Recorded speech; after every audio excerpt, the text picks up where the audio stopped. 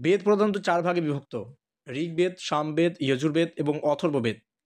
ঋগ শব্দের অর্থ হলো প্রশংসা বা স্তুতি। এটি পৃথিবীর প্রাচীনতম সাহিত্য এবং প্রাচীনতম বেদ। ঋগ্বেদে 1028টি সূক্ত, 10,552টি স্তবক রয়েছে। এগুলি মোট 10টি মণ্ডলে বিভক্ত। কয়েকটি ঋগ নিয়ে একটি সূক্ত, আবার কয়েকটি সূক্ত নিয়ে এক একটি মণ্ডল গঠিত হয়। ঋগ্বেদের সর্বপ্রথম বিবাহের মন্ত্র পাওয়া যায়। ঋগ্বেদটি ছন্দাকারে রচিত। প্রায় 10,500টি ছন্দময় মন্ত্র রয়েছে।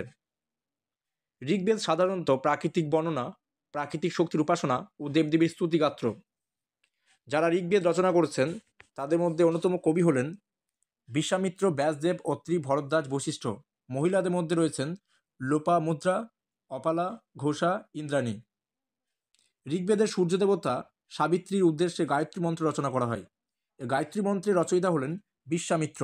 দ্বিতীয় থেকে সপ্তম মণ্ডল হল ঋগ্বেদের সবচেয়ে প্রাচীনতম অংশ। সর্বশেষ রচিত হয় দশম মণ্ডল এবং প্রথম মণ্ডলের প্রথমাংশ। ঋগ্বেদের 2টি ব্রাহ্মণ, ঐতরীয় ব্রাহ্মণ এবং কৌশিতকী ব্রাহ্মণ। আরণ্যক উপনিষদও 2টি, যাদের নাম একই। ঋগ্বেদের সর্বাপেক্ষা পুরনো অংশ হল সংহিতা। ঋগ্বেদের 5টি ভাগ রয়েছে: শাকল, বাকল, আশ্বলায়ন, সাংখ্যায়ন এবং মান্ডুক। এদের মধ্যে শাকল শব্দটি বর্তমান। ঋগ্বেদের সমস্ত মণ্ডলগুলি। প্রথম মণ্ডল, এই মণ্ডলের 50টি সূক্ত কাণ্য ঋষিদের দ্বারা লেখা হয়েছে। এতে 20 জন রাজার এক যুদ্ধের উল্লেখ আছে, যাতে 60,099 জন রাজা অংশগ্রহণ করেছিলেন। দ্বিতীয় মণ্ডল গৃহৎসামাদ ঋষির দ্বারা রচনা করা হয়েছে। এনাকে বিশ্বের প্রথম অভিযাত্রী মানা হয়। তৃতীয় মণ্ডল বিশ্বামিত্রের রচনা, যেখানে গায়ত্রী মন্ত্রের উল্লেখ রয়েছে। বিশ্বামিত্র রচনা করেছিলেন অনার্যদের রাজ্য করার জন্য। গায়ত্রী মন্ত্র সাবিত্রীকে সম্বোধন করা হয়েছিল।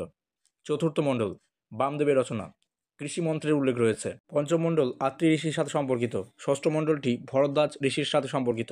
সপ্তম মণ্ডল বশিষ্ঠ ঋষির সাথে সম্পর্কিত। এতেই 10 রাজার যুদ্ধের বিবরণ মেলে। অষ্টম মণ্ডলটি কাণ্য ঋষির সাথে সম্পর্কিত। নবম মণ্ডলটি আঙ্গিরার সাথে সম্পর্কিত। সোম দেবতাকে সমর্পণ করা হয়েছে এই মণ্ডলে। ব্রাহ্মণরা সোমকে নিজেদের দেবতা হিসাবে মানত। সোম হিমালয়ের মুজবন্ত পাহাড়ে জন্মাত।